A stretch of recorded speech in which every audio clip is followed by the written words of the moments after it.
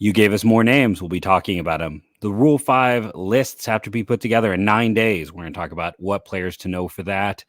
And we're going to give our thoughts on the World Series, all on today's episode of Locked On Guardians.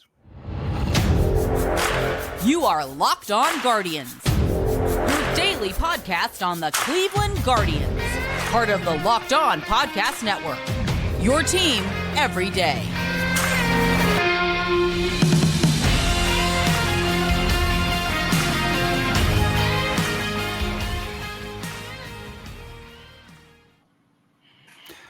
Hello, everyone. Welcome to Locked On Guardians. I want to thank you for making Locked On Guardians your first listen today and every day, wherever it is you get podcasts. For those who don't know me, I'm Jeff Ellis. I did literally nothing before this podcast. I kid. I was a lead draft and prospect analyst. It's gotten 24/7 and was on many a Cleveland sports blog. Justin, where have they seen your work before? Oh, I'm sure they haven't read me anywhere either. I haven't really done a whole lot of work. I'm at the Guardians Baseball Insider and the managing editor. And I've been at the Willoughby News Herald and the Lorain Morning Journal as a full-time writer and a freelancer now, and also been on every Cleveland baseball blog that you've probably read, minus probably like one or two I didn't actually end up writing at that are good blogs. I just never ended up there, shockingly. Yeah, there's so many good ones. I think that's what it comes down to, that sometimes you don't make the full rounds. But I think my upside was I was a draft writer, so I could pop in as like a very special episode type of article. Yeah. Let's get started. So I'm going to go hot take city right from the start here. I'm going to burn this whole thing down. When it comes to the World Series, I hated it. I hated every moment of it. I think the Astros really paid nothing at all for cheating, for blatantly cheating, for blatantly breaking rules. There was almost no penalty, and they win another World Series. And hey, it's with a lot of cheaters still there. So I have a hard time accepting anything. Any dynasty talk to me is BS. And that's my flaming hot take, that the Astros are cheaters, and it's still a team made up of cheaters. And I always want them to lose to everyone. And I feel bad for Astros fans before they get mad at me, because it's got to stink to root for a team that is made up of people who cheated. It puts you in a hard situation, but it's still a team that is, top to bottom, made up of people who showed low moral fiber and cheated to win one World Series, and who knows what they figured out since then. So that is my hot take. The Astros won. I still dislike that organization, and I feel bad for their fans. I definitely would not have any talk of a dynasty, because 2017, no matter what you do, is tainted. Sorry, you can't sit there and claim 2017 anything right now. It really should be an asterisk over that of some sort. They just don't want to do that. And I get why they don't want to do that, because it's going to give a black mark on the sport. I don't have a problem with them winning this year. Like a sport that's had so many cheating scandals, right? Racism, hiding, abusers of women in the last decade, all of these things. I'm not even talking about going back to like Ty Cobb. I mean, just in the last 5 decade. years. Yeah. So that's where they want to draw the line, is not, call out their cheaters. And the Astros had some domestic abuse issues too. Remember, in their own front office. And then there was even GM who might have become the GM if he hadn't sat there and made all those statements. Yeah, I definitely think that they did not pay enough of a penalty for it. Let's be honest. Other teams were cheating too. The Astros weren't the only ones. We're not going to sit here and say the Astros are cheating. Everybody else is clean. There's a lot. The Yankees, the Red Sox that were, got caught. I don't know who else. I don't think there's been anybody else brought to light, but I'm sure. I heard some juicy reports of Cleveland in the 90s, if I want to be perfectly fair about it. But things that I Blue Jays. Remember the Blue Jays that had the white T-shirt guy in the stands that would they claim was telling them to pitch to? I'm sorry, every team probably has something or did have something, Mm-hmm. but yeah, the Astros definitely didn't pay enough. They didn't get a. They took it to the extreme. It's like we know cheating occurs. We know that it's part of the game, but when you go to the extreme, they took it to. When you go to that level, it's a taint. And with all those pieces still there who are tainted pieces, it stays tainted to me. And their old manager's back managing. I think Jeffrey Luhnow is probably not going to get another job as a GM, but AJ Hinch is managing again. Alex Cintron is still in the organization as a coach. There's just too much that they didn't. They should have been given a penalty where it was an example of don't do this, but they don't care. So it's fine. And it's even there were reports of Kevin Goldstein coming up with it, who went to Fangraphs for a year and now works for another organization. Like, I remember because he had to. I was a huge fan of his at Prospectus, I think, back in the day. Mm-hmm. So like he did a whole piece addressing it. And the only reason I know that someone specifically called him out by name was because he wrote about it. Like he wrote about the fact that he was called out by name. So this isn't me like saying anything other than that, but he wrote about that. But it is weird that like he could be someone who got called out by name and was let go as part of what happened there. And then within a year is. I don't think that's why he got let go, but I mean, I think they were also just cleaning house. Yeah, they were cleaning house of everyone, in fairness. Yeah, I don't want to make it, but it is interesting that, like, I mean, nobody, I mean, even the guys who are the ones that traditionally you can sweep under the carpet and never see from again, there was nothing stuck. They didn't even lose their international money. So, like, some of their top prospects they still went out and spent like heavy that way. They lost high picks toward the end of the first and second round. They didn't lose anything. There was no penalty to that team. And I don't know. I can't get past it. And again, I feel bad for those fans because in the back of their mind, I'm sure they're like, well, now this one's clean, but is it going to be ever clean when it's the same tainted group? I don't know. I mean, Bregman, Altuve, McCullers, I think Verlander was there at that point. Like, that's about it. I don't know. It's not that part's not the biggest deal to me. It's just that, like I said, they didn't have enough punishment. And I truly don't know, to be fair. I don't really know. Like, what if someone will say, what else would you do to them? I don't know. I really don't know to tell you the truth on that. Like you said, international money is one thing, but it still was not recognized enough as such a black mark on the sport because they just don't care. They don't want to. And they ignored it with the Red Sox as well. So it was like, and the Yankees. They ignored the Yankees too. No, it was like they just wanted this to go away, and like steroids. Yes, but we could stand on a soapbox for steroids. That's why, like, some of the greatest players I've seen in my lifetime are still not in the Hall of Fame. But at the same time, this is. But that has nothing to do with Major League Baseball. That's all. That's a different entity. Why not in the Hall of Fame? So don't say baseball is the reason they're out. It's not. No, they don't care. They don't care. It's writers standing on soapboxes, screaming at the sky. But yeah, no, I don't know. I still, am I alone? Am I just being a crotchety old man here? Or is everyone else still kind of like, yeah, I mean, Cleveland probably was cheating to some degree. They all were. But when Cleveland was at their best, they ran into, New York and Houston that we know were doing things. And as a fan, I can't let it go. Am I wrong in that? Or is it okay to stay mad? I don't know. How much do you throw in the whole spider tag thing too, even, right? Like that's a whole different issue. Yeah, it's everyone's doing that too, and then now who knows? I don't know. Yeah, I don't know. I can't let it go. I still dislike the Astros, and I can't. I think I could say they're a good team with good players, and I could still sit here and say there's still something. Just if you're a Houston fan, you're okay with it. That's fine. If you're fine with it, whatever. But I think there's a lot of people who look at it still pretty leery. I think you could still say both things are true, that the Astros are a very talented team. They have some very good players. Players I enjoy watching. Like I enjoy watching Kyle Tucker. I enjoy watching Framber Valdez. I like his story. I enjoy watching Christian Javier. He's fun. Michael Brantley is there. I know he didn't play the World Series, and some people have issues with that. But I like Yordan Alvarez is a lot of fun. Like I can sit there and say there's still some fun players. There's still a good team, but there's still something that hangs over that. And I don't know how they get rid of that. I think everyone says, oh, this is the one that's going to erase everyone's memory of 2017. It's not. It's probably not going to go away for a while. It's probably not going to be until everybody from that era is out of baseball, truthfully. I think it's like, as long as Altuve is there, because he was kind of a flashpoint with it as well. It's like it's not going to go the away. Buzzer. Yeah, the buzzer. It's like the whole talk about that. It's like whether or not, and I'm not, I have no idea on that. But he's just going to be kind of a poster child.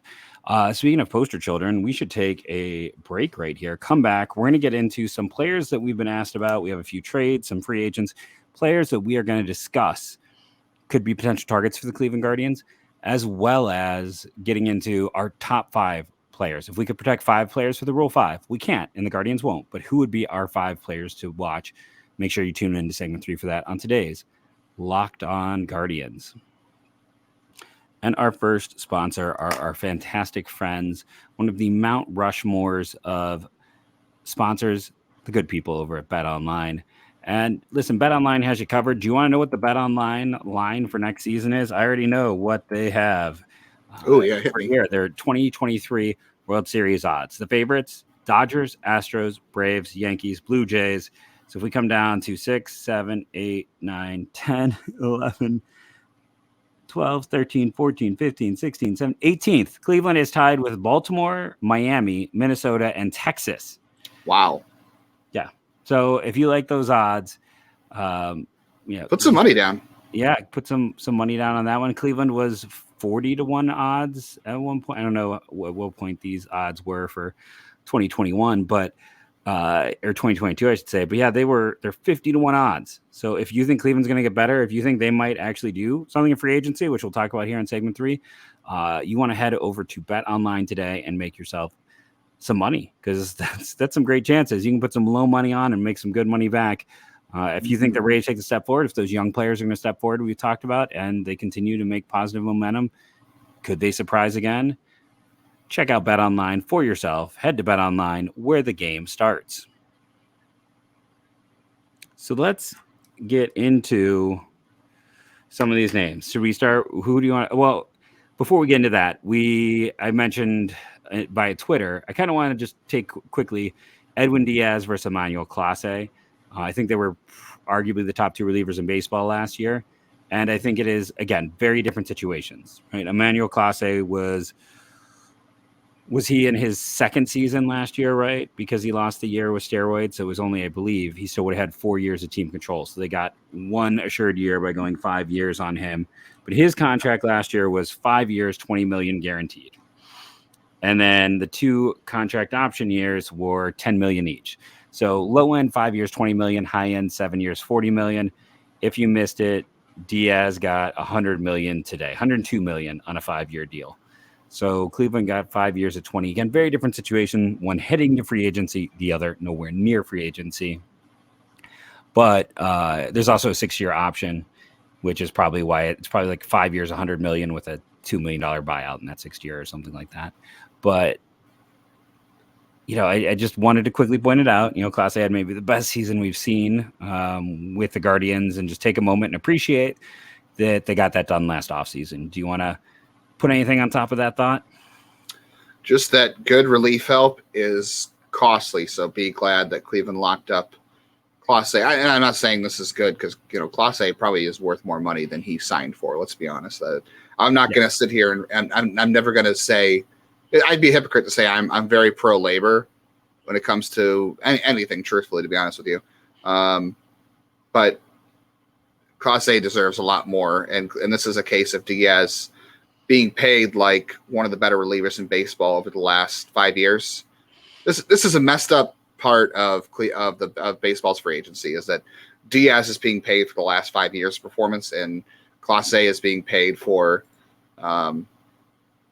being young, I suppose. Yeah. I don't know. Well, I'll never begrudge a player for taking the money and the security, because relievers can flame out so fast. So, and like he had 1 year as a closer, and in between that, he had been suspended for steroid use, and and the one thing I will always go to is comfort. Like, I don't know how much comfort he had here, but if that's a part of it, if that's why he wanted to stay after 1 year, if he felt good. But yeah, I mean, last year was his first year, or 2 years ago, his first year in Cleveland was his first time as a closer. And back to, and especially if you're going to be in Cleveland, because 69.2 innings and 72.2 innings, by the time he gets to year 5, it's going to be like Cody Allen all over again. And by age 29, he's going to have to retire from baseball at the way he's being used anyways. Wow. So, yeah. The postseason tells you how important relief pitching is. And it all starts with that guy at the back end of the bullpen. So when you have a guy like Clase locked up, it just makes things that much better. Yeah. No. We'll see what they do with the rest of it. It feels like the best bullpen I've seen as my time as a Cleveland Guardians fan right now with what they have. We're going to get into relievers, I'm sure, when we get to our last segment. Yes. So let's first start off. Now that we've discussed that, we had a few names that have come up. Should we start with José Abreu? Do you want to go there? I think we only got one offer. I think, we can also talk about the fact that Jose Abreu is fascinating because he might be moving towards a DH role. His power kind of went away last year, but he stayed extremely productive. He has been one of the most consistently productive hitters in baseball since he came over from Cuba. He was a great signing by the White Sox. He has stayed a great player. Keith Law thought that he might get $20 million in free agency for 1 year. I'm not saying a multi-year. Yeah. I've always thought it's going to be 2 years with an option year. So, what was do you have pulled up the one contract offer there? Yeah, from listener Ethan, he had a 2-year deal for $36 million with a 3rd-year team option at 18, and I think that's possible for sure. I think there might be a team out there that's interested in paying him that much. Look, if you look under the hood, I know everyone's going to say, "Oh man, he only had 15 home runs last year." Looking at Savant. Max exit velocity still way up. Average exit velocity still 93rd percentile. Hard hit rate, all that's good. The chase rate is no worse than it's ever been. It's middle of the pack. Expected batting average, strikeout rate is super low. Strikeout rate went down last year for him. Yeah. Which, dude, his on base went up, right? Yeah, he's 35. Yeah, he went from a 351 to a 378. He hit 300 for the over 300 again. 824 OPS. So his OPS has dropped in 2 straight years now, which, that's definitely concerning. But I think a lot of what happened here is if you look at his launch angle, he went from an average of 10.4 and roughly around 10 to 12 most of his career down to an 8. So he's hitting the ball a lot on a lot lower plane. And I don't know if that was selling out for more average and less power, but I don't know. I'm sure someone can convince him to hit the ball in the air a little bit more and get back to hitting 25 homers. I think all the metrics say there's a lot left in the tank for him offensively, even if he continues this. Like a 304, 478, 446 slash line is still good, especially coming from a 35-year-old. I think too many fans, whenever they brought him up to me, were just thinking, oh, he's 35 and the power went down, so he'll be cheaper. He's not going to be cheaper. It's going to be about, I think, my initial thought was something like 3 years or 2 years, $50 million, but it's essentially a 3-year contract that the buyout. It's like, the buyout mentioned, I feel like it's the Edwin deal. Yeah. It's like a $4 million buyout. So then it's essentially a $40 million contract. I think he's going to cost more than people expect. And, there's a lot of teams that need kind of a slugger. Should we talk? Okay. So Trey Mancini, speaking of first base sluggers, is one of the best stories in baseball. He was an 8th round pick from Notre Dame. Whenever I talk about like Notre Dame's complete inability to develop players, here's one of them. Here's a guy who, and again, that was the old coaching staff, not to denigrate who's there now, but like it was Kevin Biggio, Trey Mancini. There's a lot of Brian Balak, who's I still think with Houston. They just had this developmental pipeline issue, but he was a great story. I saw him when he was in Double-A. He worked his tail off and it was, a slightly above average bat outside of 1 year. And his metrics were always a little bit lower because the defensive grades were bad. So you're entering a situation with Trey Mancini where his last 2 years he's been average and he can't defend. So as much as people like Trey Mancini, and again, and I know, yes, I didn't talk about him beating cancer because I assume everyone knows that about Trey Mancini. He beat cancer. It's a fantastic story. Him and Connor Joe are the 2 players I know in Major League Baseball who beat cancer. There could be others, but those are the ones that stand out for me. But I think Trey Mancini is not moving the needle. Yeah. By the way, you should probably throw in Carlos Carrasco there. Carlos Carrasco, yeah, duh.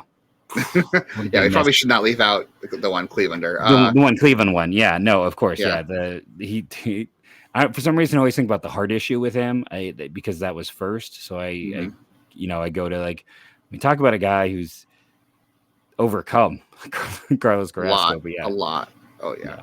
Yeah, I like you said, Mancini is a great story. Has been a solid player. I mean, offensively, he's been a very nice player as a free agent. He's not somebody I would be interested in if I'm Cleveland. Nothing really supports that he had a pretty bad year this year. He was above average offensively, very barely, 4% above league average offensively, but a 239, 319, 391 slash line just doesn't do it for me. I guess you can also say the same for what we said about Abreu. Like metrically, things look fine, I guess. Like, he hasn't really lost anything when it comes to average exit velocity and hitting the ball and all that kind of stuff. It's just, I don't know. The approach just has never been, I've never really been a big fan of his approach at the plate. Chases a lot. Not a great, obviously not worry about running, but I don't know. I think that, He all was the cheaply expected at the stats deadline weren't great. for a reason. It's a limited profile. He'll find a job somewhere, maybe even back in Baltimore. But he's an average bat who plays DH. And again, that's not that's a valuable role. There's a long time where Cleveland I would have killed for an average bat who could play DH this year, but that's what he is. So let's talk Danny Jansen. So the reason Danny Jansen is a name that comes up is A, we know about Cleveland's catching issues. 2, he's been around for a bit. He's mostly been a backup. And 3, Toronto has a good catcher. And then they have, some phenomenal young catchers in the minors. So they have the ability to move him. Now, I also want to point out his framing data, according to Baseball Savant, not good. We know that Cleveland places a high value on framing data. So that could be an issue. He's also, you're getting him for 23 and 24. He's only a 2-year guy because he's 27 years of age. He debuted back in 2018. He has been in the majors quite a bit. His one chance to start went really poorly. And the last 2 years, though, 105 runs created plus and a 140, worth 2.6 WAR this past year.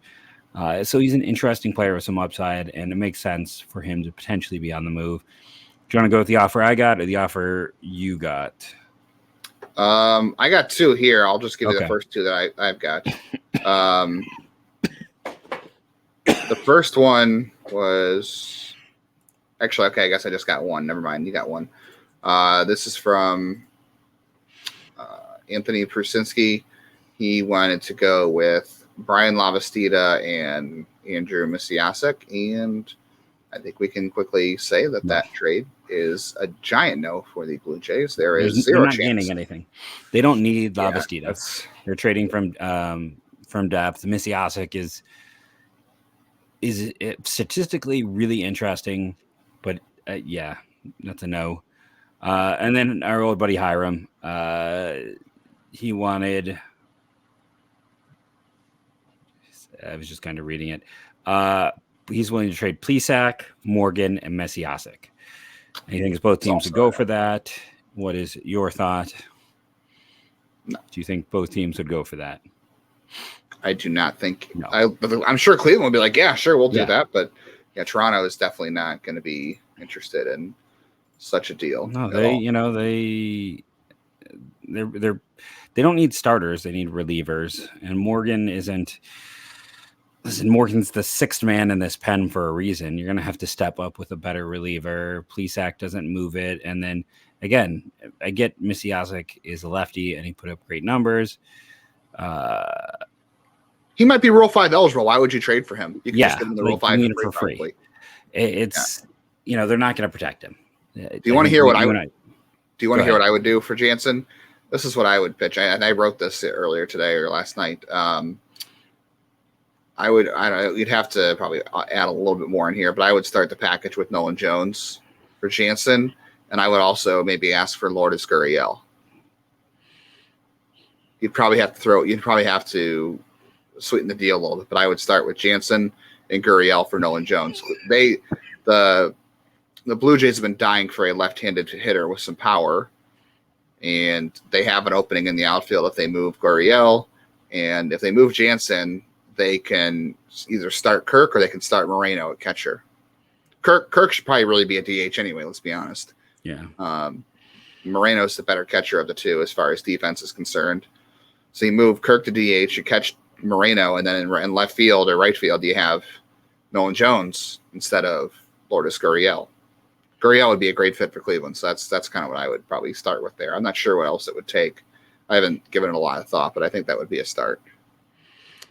No, I feel like you're probably trading one of your, Stefan or 99 or Henches, one of kind of that elite 3 is what they're going to be asking for because their bullpen was, something that held them back. It was an issue. I mean, Adam Zimber was one of their best relievers this past year. Julian Merriweather, who, I mean, I was calling for him to be a reliever when he was with Cleveland for a long time before he became a starter. You gotta love when they got a reliever in their pen when it's how acquired on roster resource purchased from Indy. For those who don't know, that means they bought him from Indy Ball last year. Like, it's not even someone a developmental story. They need multiple relievers, and then they also just have their own infield issues. It's like, can they re-sign Chapman? What else is going on with them as a team? It's going to be interesting to see how they respond. I don't know what deal it is, but it's going to cost you something. Catchers are expensive, but I think you're probably looking at like they're going to ask for one of the elite relievers because that's a need, and it's not an easy to acquire need. So then it's like, what is the secondary piece? Is it Nolan Jones? Does he fit their profile? I could see them asking for someone like Rocchio. I could see them asking for one of those infielders that might have been a young kid who signed when. I mean, how long ago has this front office been there? I'm trying to remember if they would have been in place when they signed like the Rocchios of the world. That was 2017, so they were pretty much gone. Yeah. But no, I think it's more expensive than people anticipate. Yeah, it is 2 years, but I think a reliever and a prospect is going to be the cost. I will say most of the trade offers I'm getting right now are Cardinals fans for Shane Bieber. This has become the newest thing. I don't see Cleveland trading Shane Bieber, but I've gotten like 4 of those. I'm getting more Shane Bieber trade offers than anything else. It's kind of interesting. Yeah. Why don't that was disgusting. Why don't we take another commercial break? Let me get my voice kind of back. And then we're going to come back and talk Rule 5. Because, again, 9 days to get that thing set. So give us a second, and we'll be back on today's Locked On Guardians. Listen, I always have Rule 5 fever. It's not just something that comes and goes. I feel like I've been talking about it ad nauseum. The interesting thing is so many of the Rule 5 eligible players had bad years. So it's actually not as big of a list to discuss, or they already added the ones. Yeah. So the ones who broke out were kind of already added. Let's go through. Let's just do this in order. Who is I think we both agree on probably the top 2 players you have to add. But who is your number 1? It's Angel Martinez. And that's truly their only slam dunk. The second guy I know we agree on, but I have not committed myself to saying it's 100% right now. The only guy I can say with 100% certainty is going to be rostered as Angel Martinez. Agreed. So, and we've talked about him in depth, so I don't think there's any reason to really spend too much time there. Number 2, Joey Cantillo, right? We both agree the upside, the ceiling. Yes, no doubt there. He was so good that, and this team has always needed left-handed pitching. So I think you have to consider adding him. Who's number 3 for you? It's going to be, honestly, I don't know if I have a clear-cut number 3. I think my number 3 right now is probably Tim Herron. I think the fact that, to me, he feels a lot like a left-handed Trevor Stephan. That's kind of where I'm at. I know you could they're probably interchangeable. You have, well, we can get to them other, but I'll say it's close on all these relievers that are on the list, and I think Herron for me is my preferred choice at the number 3 spot. Yeah, he's going to come up for me, but I have Miklojak right now, whose name I probably butchered, just because, I mean, he seemed like I expected him in Cleveland this year. He had a hiccup. He had a hiccup, and I think we've all seen those can occur, and Columbus is not exactly pitcher friendly. And to me, the concern is the drop in strikeout rate, velocity. And velocity. And he was a different guy. Was there injury? What is it? I don't know, but I thought if everything is clicking right, Herron is an unbelievable prospect. But Miklojak, I think, has a higher ceiling. So for me, I'm like, okay, and he's been until this year, the more consistent reported player. So I have him 3rd. I have to go back and look at Rule 5 history, but how many left-handed relievers that throw 97 get taken in the Rule 5 draft? Because I'd imagine a lot of teams don't let those kind of pitchers make it there. But that's my only thing is he's left-handed. Cleveland could use a second lefty. It's hard to find lefties to throw that hard. And he's my 4. So it's not like he's down my list. He's just the 3, 4. Those are like the separator arms for me. I would probably say we're interchangeable there. I would go Mikolajek 4. And the only thing I'm worried about with him is that the talent's clearly there. We both thought he'd make his debut in 2022, and he did not pitch well. I think the concern is that many teams out there will see what he did in 2021, and they'll take him in Rule 5. Yeah. Like, okay, we can get him back to this stuff, no problem.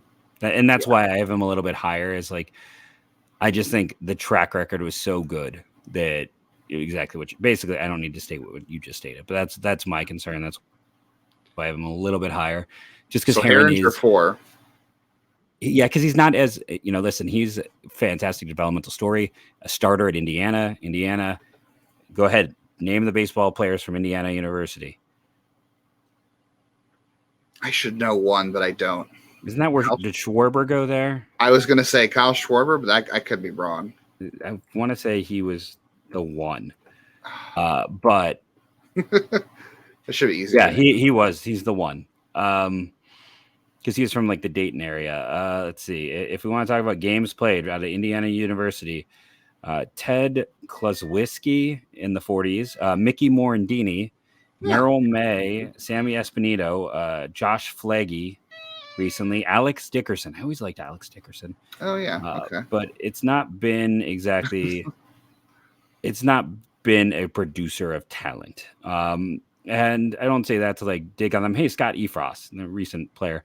But it's not a huge program. He's not getting the highest level of coaching. Again, not to dig on that program, but we know that the Big Ten, listen, when it comes to baseball, it's a Power 2 conference. It's not a Power 5 conference like other sports. It's essentially Power 2 and maybe 2.5 with the Pac-12. The Big Ten is not a power conference in baseball. It's just not. It doesn't compare. It doesn't come close in terms of depth. So Who's your 5? David Fry. Just positional flexibility, the ability to play catcher. One of 2, I believe, all-stars in the AFL for Cleveland. Him and Mason. No, 3. Hunter Stanley was Stanley. Yeah, he didn't pitch, but he made the team, which is for Hunter Stanley good for him because for people who probably haven't read, I had a lot of stuff on Guardians Baseball Insider about him, but Hunter Stanley was only added just because he needed innings and didn't pitch most this year, and he made the All-Star team as a guy who was like a last minute. Okay, he needs innings. And also he got, I'm sorry, it was Cade Smith. I was going to say him. Cade Smith was getting married during the middle of the Arizona Fall League season, and he still pitched. So good for Cade Smith. And it was not Hunter Smith is, was an undrafted free agent. So he's just a fun guy to root for. Hunter Stanley, like I said, he was hurt. University of Southern Miss, they do like that program, 11th rounder in 2021. And he pitched really well. So, it's a lot of good guys. But for me, Fry could be what they need. And he killed left-handed pitching, the positional flexibility. They were concerned enough that he would get taken in last year's Rule 5 that he was a player to be named later instead of being the immediate guy they got in that deal. If they thought he was going to pass through a year, if they were worried about him passing through a year ago, he had a great season this year. It seems like he'd be even more likely to be selected this year. And obviously there was no draft last year, but I think, teams, he makes so much sense as a backup.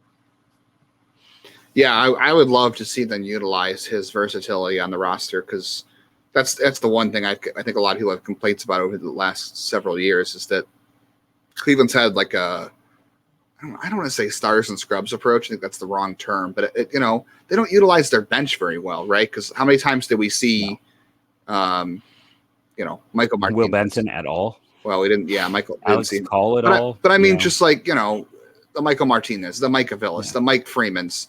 Not today. I got to make them out. Like they just don't use their bench to their advantage. The bench is just there for strictly backups instead of guys you can rotate in that give you value off the bench. And Fry could be that. I think there are serious concerns about the defense and 100%, especially with the new rules next year. I'm super concerned. But if he's your emergency catcher and gives you a pinch hit off the bench, can maybe play first or third in a pinch.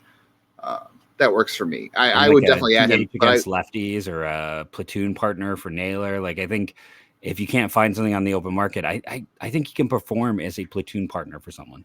Just to give somebody a day off, even and not especially against left-handed pitching. Like you said, if they go out and they make a move for like some kind of right-handed hitter who can play first base with Naylor, you can still use that guy, and you could still use Fry at first or DH or something. I bet they probably won't because they want him to the safety blanket, but I don't know. It's one of those things. But I will say, we agree on the 5 players. We just disagreed on the order of Heron and Mikolajek. I would still have, because we know relievers are the most likely targets in Rule 5s. And I don't know everyone's 40-man situation. So I can't say for sure like everyone's going to be interested. But Andrew Misiazik, Nick Enright, I think deserve mention. And I also probably wouldn't forget about Kevin Kelly and Kyle Marmon either. Yeah. Kevin Kelly might be the most underrated guy because we don't tend to bring him up as much, but he's had some really good statistical numbers. Marmon's been productive, but yeah. People are going to ask, Jeff, so how we should say something. People are going to ask. Lenny Torres. Yeah. They're not. It's a no. It's a no. Torres has been beat up. Like, I mean, listen, he had a whip quick arm and a plus slider as a young player for his draft class. He was an upside bet who has struggled with health and then control. And he couldn't make a major league roster right now. He not as a knock on him, but he needs more developmental time. Same with Hankins. Hankins, I've just heard reports of the fastball is, it's got velocity, but it's flat. And that can be, a bit of a concern. And anyone who is pushing them as must adds, you might just want to see if they're pushing them for a reason more than they were a pair of first round picks. Right. Exactly. And then the other guys I'd probably bring up too would be Mike Caprice. It wouldn't stun me if Mike Caprice were picked in the Rule 5 draft if left unprotected. I'll just say that. I think maybe I'm the high man on Mike Caprice, but it wouldn't stun me. And then Gabriel Rodriguez, I would say is like a non-zero chance as well because he got a ton of international signing money like we talked about. He's currently recovering from surgery, so he's a possible stash that way. And there's a lot of intriguing power in defense at third base. So, and I think, the other guys who have been named, Jonathan Rodriguez had a great year, but I don't think it's quite enough. Yeah. Alex Fry Planez is a guy whose name has come up. I believe he was eligible last year as well. It's I'm not saying it's not there ever going to be there, but it's not there yet for him. Mm-hmm. Those are the names that have kind of caught. Adam Scott was a guy we talked about a year ago, but another one of those. Same with Peyton Batenfield, where it's like they just didn't have the year. Like they needed the year to put them at that next step, and they didn't get that year. I was really hoping for Battenfield. I was really on that train. A year ago, I was with you. I think he was a must add a year ago. And now it's with the moves they made to add Curry and Gaddis, they told you what their pecking order is. And it's unfortunate. I like Battenfield. I'm rooting for the guy for sure. But I just I think my biggest swing and miss though is Robert Broom. Like if I'm the one, like a year ago, I thought he'd be the guy. And this year, I thought he had a chance. Maybe he could revive it, but we're still looking for that player to cement the greatest 10th round pick in Cleveland baseball history. You just want to sweep that one under the rug, don't you? I wish I need to get a broom and sweep it away. But sometimes they work out. Sometimes you get them right. Sometimes you get them wrong. I'm hoping this will be like Kyle Nelson, and he'll move on to a new home and rediscover the magic that made me like him. So I can be, hey, I liked him win. But if he doesn't, it happens. Let's just finish and say that 9 days is a ridiculously short amount of time to do this. It's because, listen, we've already talked about it, but we think that I just had my brain shut down. The former outfielder who's now a left-handed pitcher who needed Tommy John, who's in his 30s. Ghost is, listen, they're not going to sign him because that's a spot. You have one spot going away with Hedges. That becomes Martinez. Maley, possibly Miller, possibly Benson. Some of these guys could be Palacios. Yes. Palacios, McCarty. We think Cantillo will be added. We think he has to be added, and we think he will be added. After that, it's going to be interesting to see if any of these relievers make it. Neither of us think they're going to add 5. But three max for sure. And I don't think they'll be taking anyone. Trevor Stephan is the greatest Rule 5 pick in franchise history. They just don't have any space. I've been Jeff. I was going to do the old thing. I was like, I'm Jeff Ellis, but we're a team now. We are both co-hosts, Jeff. I'm not going to talk in third person either. This is turning into a poop show at the end. Listen, it's Jeff and Justin, and we're going to end this the way I've ended every show since they've done this switch and before we hit 40 minutes. Go Guardians.